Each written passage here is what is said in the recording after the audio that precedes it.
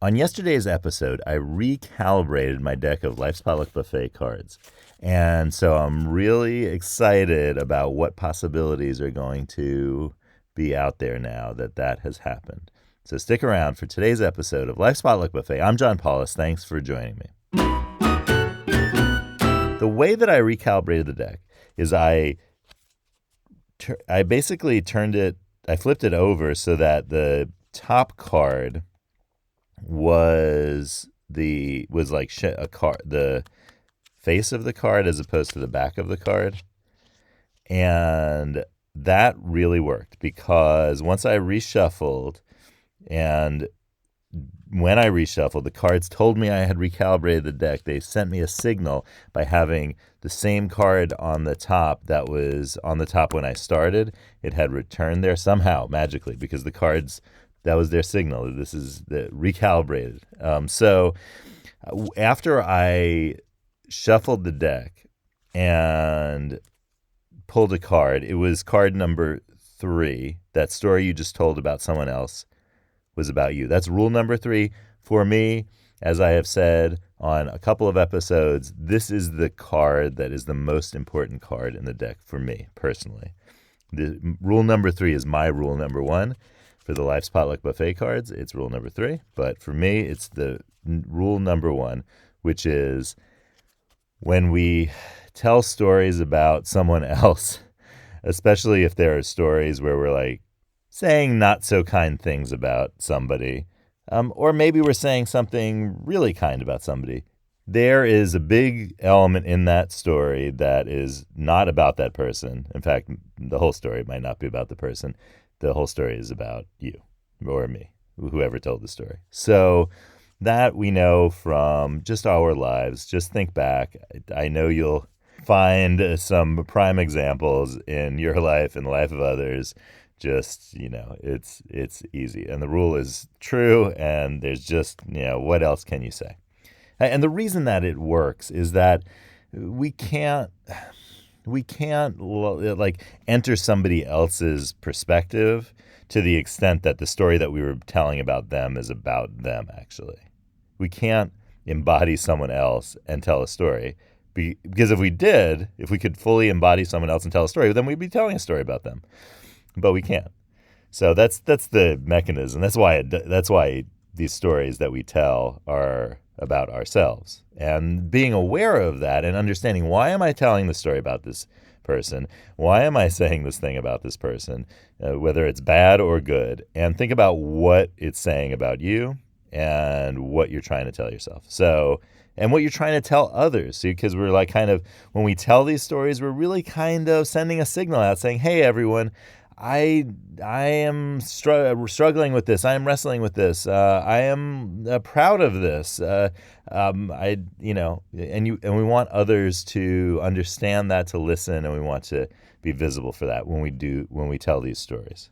Okay, so that's rule number 3 of Life's Potluck Buffet. My rule number 1: don't tell the cards. Okay, now that was all about reversing yesterday, about things in reverse, the unexpected, just all of that.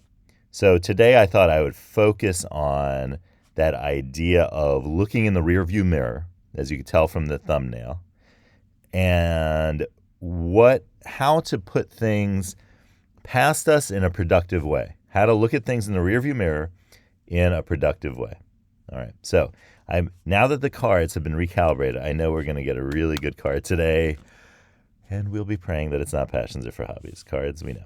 Okay, here we go. So the bottom card is card 3. We just talked about it. I'll do 3 casual shuffles. I'm a little bit wary because I know the cards are going to be, up to something now that they have been recalibrated.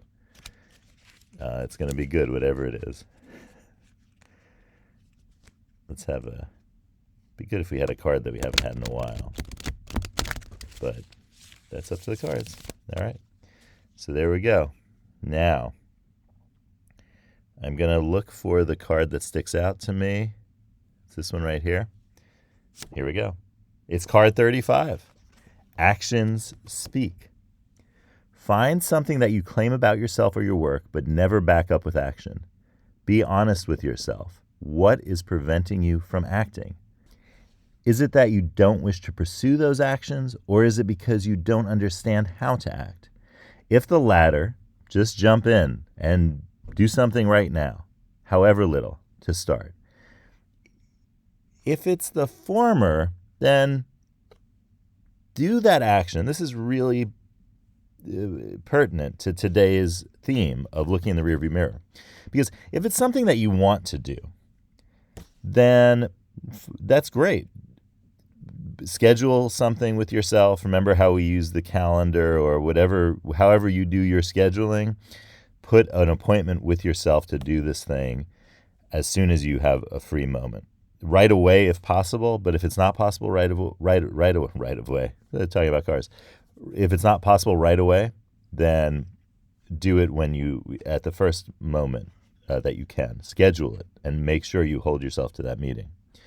So, because if you're meeting with someone else, you wouldn't just like blow it off, right?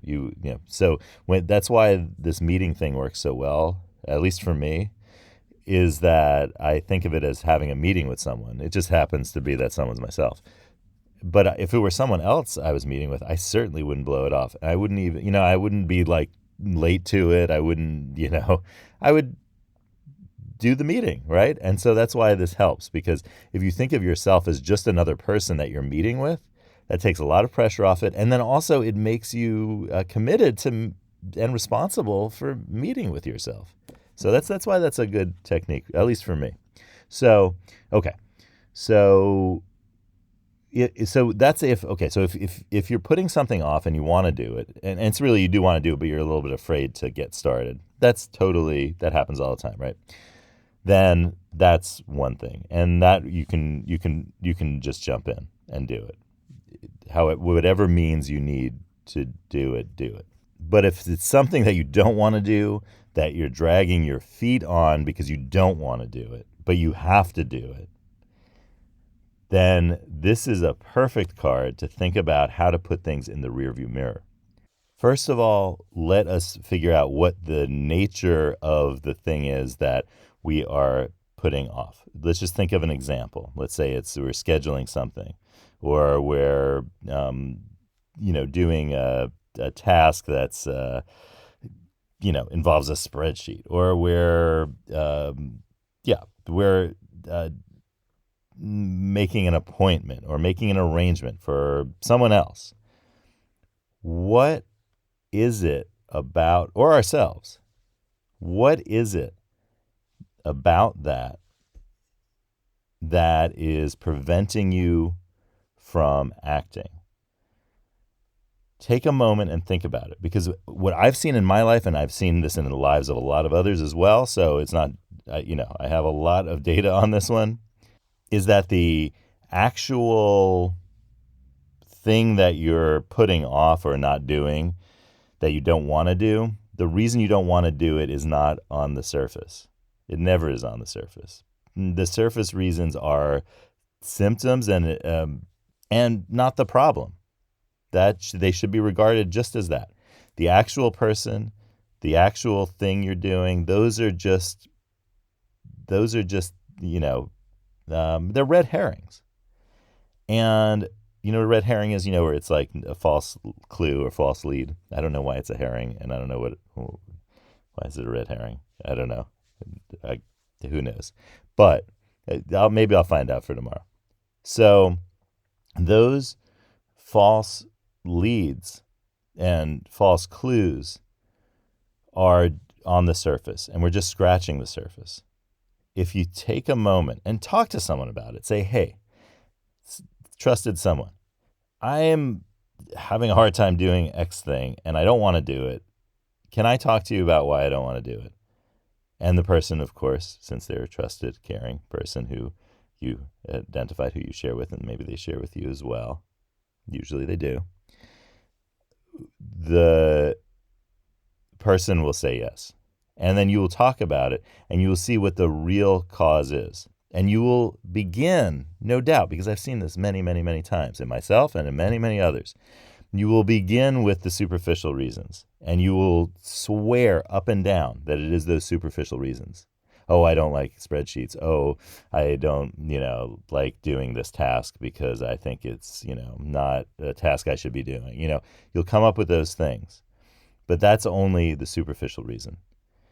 The reason that you really don't want to do it is something much deeper. And once you get in touch with that, you can reverse it, actually celebrate it as something that you've discovered about yourself, and then flip it around. You said reverse it, like in the rearview mirror, and pretend that you're in a car and you look in the rearview mirror and that problem is reversed, and it actually doesn't look like a problem anymore.